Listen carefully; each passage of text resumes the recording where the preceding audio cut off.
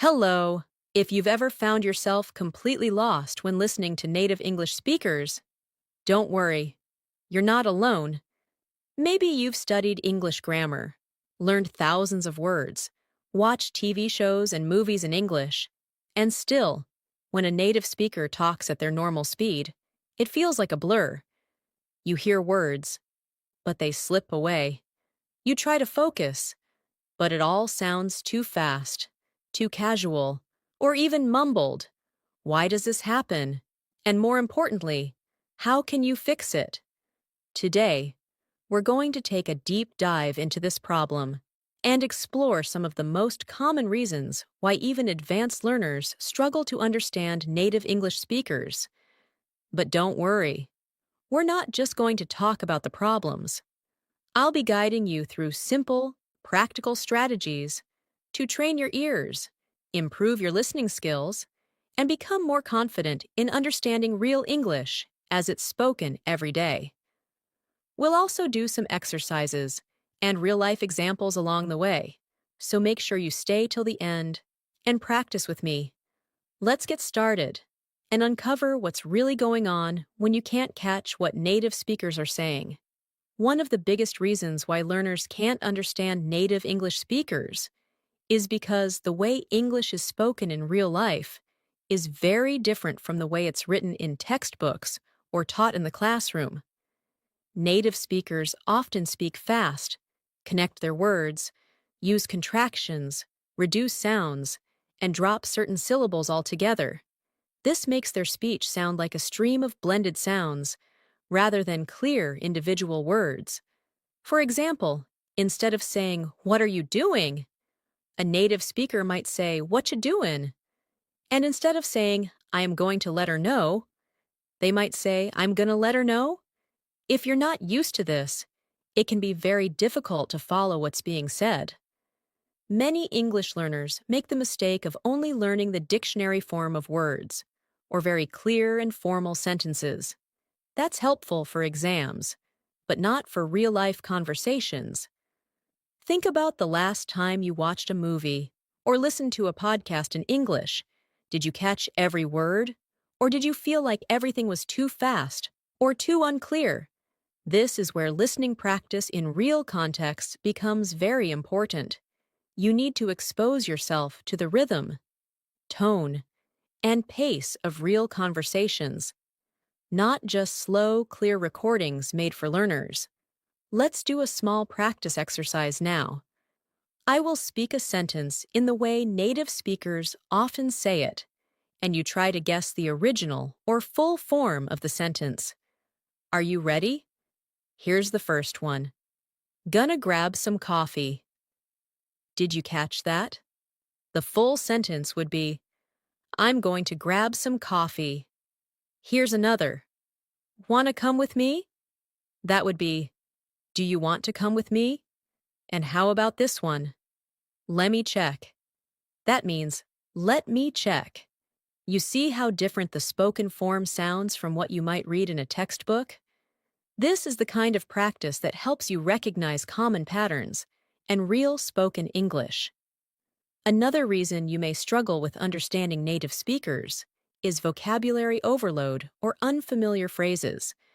Native speakers use idioms, slang, phrasal verbs, and cultural expressions that aren't always taught in language courses.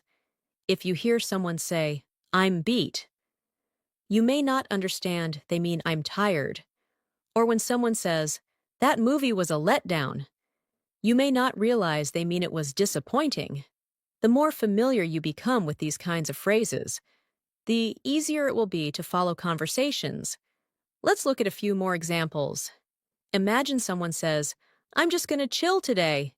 That means, I'm just going to relax today. Or if someone says, he bailed on the meeting, they mean he didn't show up or canceled last minute. The key is not just to learn new vocabulary, but to learn how it's actually used in real conversation. Here's a short practice you can repeat after me to train your ear to hear connected speech. I'll say the sentence in a slow, clear way first, and then the way a native speaker might say it. Try to repeat both. and notice the difference. First sentence, do you want to go to the store? Now the native version, do you want to go to the store? Repeat it with me. Next, what are you doing later? Native version, what you doing later? Repeat it. One more, I have to get some work done. Native version, I have to get some work done. This kind of shadowing practice will help your brain get used to the rhythm and flow of natural English. Now, let's talk about another important reason why it's hard to understand native English speakers. Your brain is not yet trained to process English sounds fast enough. When you're listening in your native language, your brain automatically catches sounds, patterns, and meaning without you having to think. But with English, especially if you're not surrounded by it every day, your brain has to work harder. It has to decode the sounds, figure out the grammar, remember vocabulary, and understand the context, all in real time. That's a lot of pressure, and it slows down your comprehension. This is why it often feels like you understand better when reading English than when listening. Reading gives you time, but listening requires instant understanding. The only way to improve is to train your brain like a muscle, with frequent and focused listening practice. One effective way to train your listening is through daily shadowing practice. Shadowing means repeating what you hear. Immediately after you hear it, choose a short clip of a native speaker speaking naturally. Play one sentence, pause it, and repeat it exactly as you heard it. Focus not just on the words, but also on the pronunciation, intonation, and rhythm. Over time, this will help your brain recognize native patterns faster and more accurately. You don't need a long video to practice. Even 5 minutes a day is enough if you do it consistently. Try using clips from interviews, vlogs, or podcasts that are not scripted or overly formal. Let's do another short exercise together. I'll give you a few native phrases, and I want you to repeat them exactly as I say them. Focus on the sound, not the spelling. Ready? First, could have told you that. That means, I could have told you that. Now repeat, could have told you that. Next, shouldn't have said that. The full sentence is, I shouldn't have said that. Now try, shouldn't have said that. Another one, I don't know. That's short for I don't know. Repeat, I don't know. Excellent. You're doing great. It's also helpful to expose yourself to different accents. English is spoken differently in America, the UK, Australia, Canada, and many other countries. Even within one country, accents can vary a lot. Sometimes, learners become used to only one accent, usually American or British English, and then struggle when they hear a different version. For example, the word water might be pronounced as water in American English, wa-tu in British English, and even wo in some fast casual speech. The more you listen to various English speakers, the more flexible your ear becomes. Another tip is to listen without subtitles sometimes. Subtitles can be helpful, but if you always rely on them, your brain doesn't learn to process spoken English on its own. Try watching a short scene with subtitles first, then rewatch it without them. Or better yet, listen to audio-only formats like podcasts or audiobooks. Focus on catching the main idea, not every word. Real understanding comes from context. Even native speakers don't hear every word clearly all the time, but they still understand because they use context, tone, and familiarity with expressions. You can train yourself to do the same. Let's do a comprehension practice now. I'll tell you a short story, and then I'll ask you some questions. Try to listen carefully and understand the main idea. Here we go. Yesterday, I was walking down the street when I bumped into an old friend I hadn't seen in years. We decided to grab coffee at a nearby cafe. We talked for hours about life, work, and memories from school. It felt like no time had passed at all. Now, who did I meet? What did we do? What did we talk about? Try to answer, without looking back. This is how you train your brain to catch meaning in real time. Now that you understand why native English can sound so difficult, let's talk about how you can change your approach to make faster progress.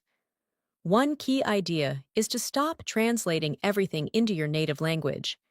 This habit slows down your brain and creates a gap between what you hear and what you understand. Instead, try to think in English as much as possible.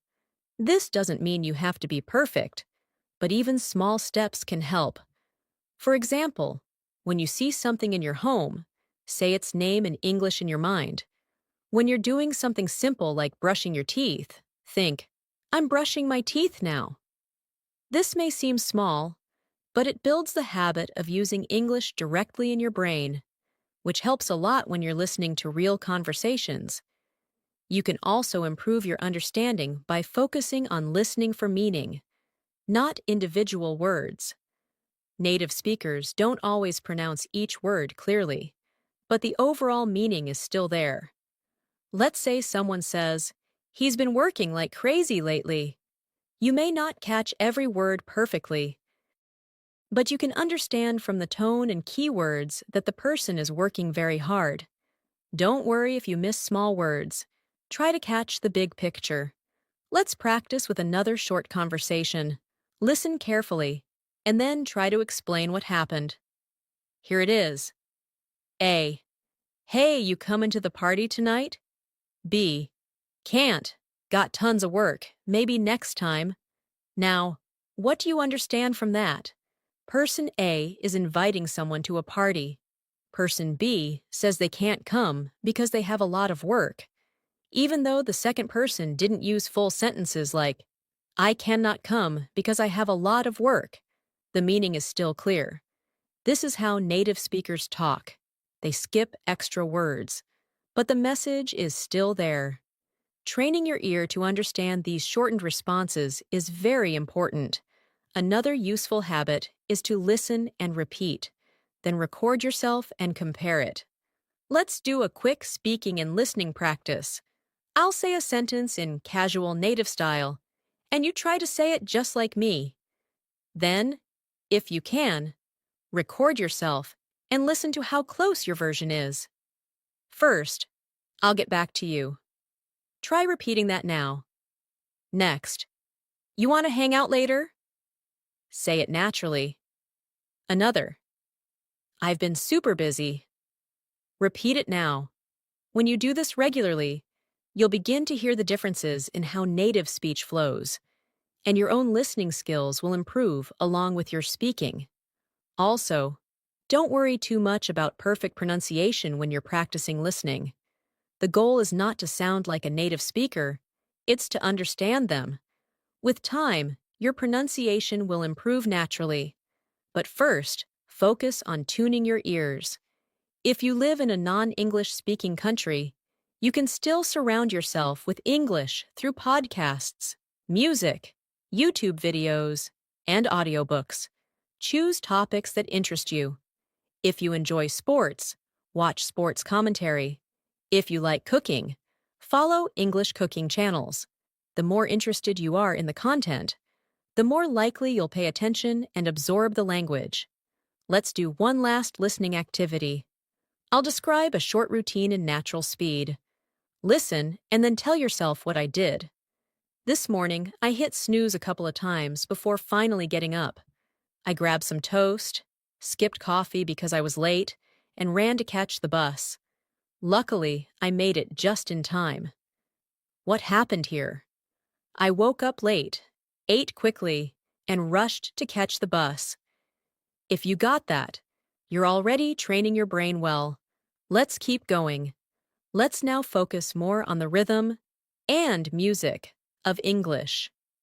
Every language has its own natural rhythm, and English is a stress-timed language. That means some words are stressed more strongly than others, and the time between stressed words tends to stay consistent. Native speakers don't say every word at the same speed or volume. They stress content words, like nouns, main verbs, adjectives, and adverbs, while reducing or swallowing function words, like articles, prepositions, and auxiliary verbs. If you're used to stressing every word equally, English will sound very strange and difficult to follow. But when you start hearing and using this rhythm, you'll begin to understand native speech more easily. Let's do a small rhythm practice. I'll give you a sentence, and I want you to listen to the stress pattern and repeat it with me. First sentence: I really like your new jacket. Now listen again. I really like your new jacket. The stressed words are really, like, new, and jacket. Try saying it with that rhythm. Next sentence: she's been working on that project all day. The stress is on been, working, project, and day. When you practice this way, you train your ear to notice what native speakers naturally emphasize. This helps you catch meaning, even if you miss some of the smaller words. You can also improve your listening by learning to predict what comes next in a sentence. This is called contextual prediction. Native speakers do it all the time. For example, if someone says, I'm going to the, your brain automatically starts guessing what could follow: store, gym, office, mall. Your brain fills in the possible endings based on the situation. This helps you stay ahead and follow conversations more easily. Practicing this skill makes it easier to listen in real time without getting stuck on every word. Let's try this together. I'll give you the beginning of a sentence, and you guess what could come next. Ready? He didn't call me because... What are some possible endings? He was busy. He forgot. His phone died. Good. Next one. I'll meet you after. Could be work, lunch, class. Your brain learns to fill in these gaps quickly, with practice. This also helps you stay more relaxed while listening, which is important because anxiety can make it harder to focus. Speaking of relaxation, many learners don't realize that stress and nervousness can block your listening skills. If you're worried about understanding every word, you become tense, and that tension reduces your ability to process sounds quickly. So try to relax. Remind yourself that even native speakers don't always catch everything. It's okay to miss a word or two. Focus on the meaning and the mood of the speaker. Are they happy? Angry? Tired? That emotion helps you understand the message, even if some words are unclear. Let's do a listening and guessing practice. I'll read a sentence quickly and casually, and you guess the full meaning. First, can you grab it for me?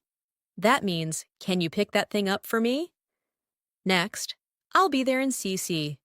That means, I will arrive very soon, in a second. Another one. Don't worry about it. That means, don't worry about it, it's fine. Keep listening for phrases like these in real-life English.